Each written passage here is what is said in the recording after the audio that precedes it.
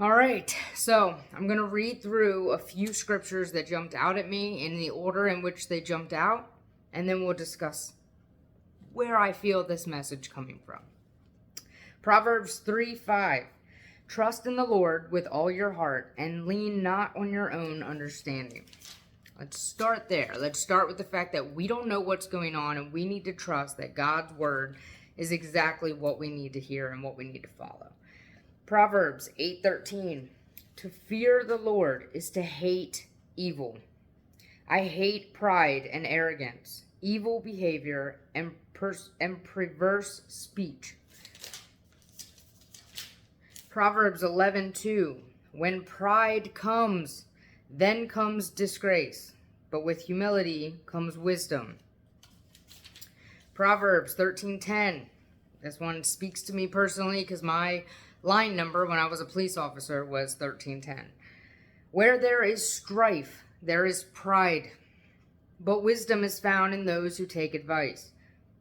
Strife is present when our spirits don't line up with God's spirit.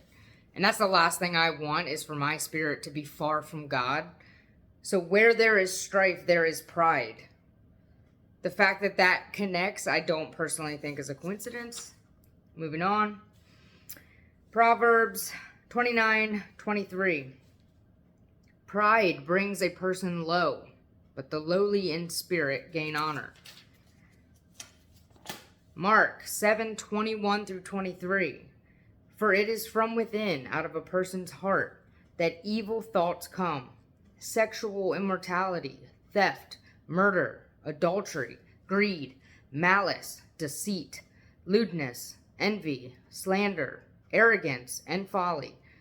All of these evils come from inside and defile a person.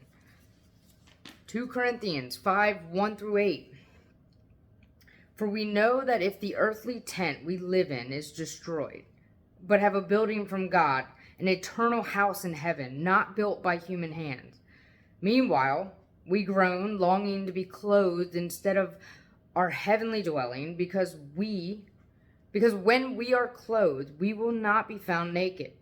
For while we are in this tent, we groan and are burdened, because we do not wish to be unclothed, but to be clothed instead with our heavenly dwelling, so that what is mortal may be swallowed up by life. Now, the one who has fashioned us for this very purpose is God, who has given us the Spirit as a deposit, guaranteeing what is to come. Therefore, we are always confident and know that as long as we are at home in the body, we are away from the Lord. For we live by faith, not by sight. We are confident, I say, and would prefer to be away from the body and at home with the Lord.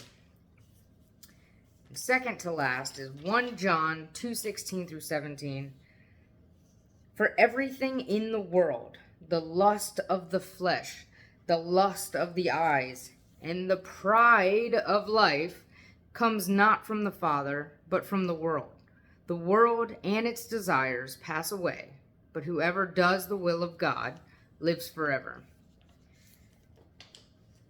And lastly, submit to God and be at peace with him. In this way, prosperity will come to you. Accept instruction from his mouth and lay up his words in your heart.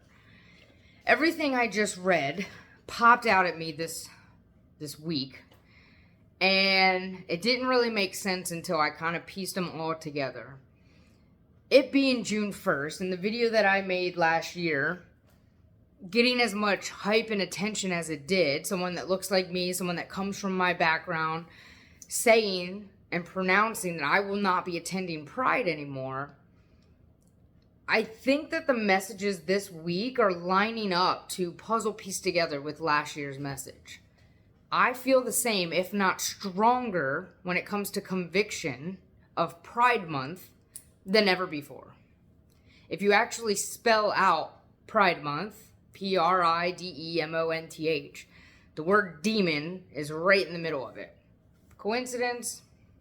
I don't personally believe in coincidences, but I do know what I have experienced, and I do know what it is that I have felt. And at Pride, it was demonic. It was so demonic seeing children in ball gags and with whips and chains connected to their wrists and ankles during these floats and these pride parades, that it literally made me feel sick to my stomach. I've seen it 100 times, but this specific moment last year made me feel sick to my stomach. And I know none of you are blind, and I know some of your politics will jump in and try and defend some of this, but what we have witnessed the last 12 months, you cannot say that it's right. You cannot say that it's normal, whether you are a believer, whether you are a non-believer, whether you are a Republican, whether you are a Democrat. Put all of that aside and look at what is in front of us and tell me that that is not Satan putting something on a silver platter right in front of you. I guess if you're a non-believer, you don't believe in Satan. But for those of us who believe in Jesus Christ, we have to believe that there's a devil. If there's good, there's evil, and there is a spiritual warfare going on between the two of them. Us as believers are flabbergasted at the amount of effort that the enemy is putting in to trying to deter all of your eyes away from Christ. Those of us who have Christ in our heart already are desperately trying to pull you closer to us, and it's just reflecting, and that's all the enemy's work, and he's doing a fine job, because a lot of you have wool pulled over your eyes and you're not seeing the bigger picture. You're not seeing that if the world ends tomorrow, the things that you guys are putting effort into, the things that you guys are saying is okay, the things that you are validating in your friends and in your family and in your loved ones is destroying them. And so, as someone from the community who sees all that is in it and now has stepped out of it and looked at all of it from a Christian perspective, it breaks my heart to know that I'm doing what I can and other Christians are doing what they can to just open your eyes. But at the same time, God's got the plan. God wins the war. So I'm not going to stress over those who I can't get to open their eyes to reality, but I will keep praying for you. And I will keep putting all of my heart and my love and my effort into just speaking truth over you. I can only do so much. The people who are also followers of Jesus Christ can only do so much. So if you are a follower and you're trying to reach out to that child that just wants to keep rebelling, if you are that Christian who keeps wanting to find that friend a good, safe spot to talk about Christ with, and you're just not finding it, don't give up. And don't stop praying. Because God hears every prayer. He sees every tear. He is collecting your tears and your frustrations. And He's going to make such a beautiful mosaic picture out of it. So don't give up on your loved ones. Don't give up on your family.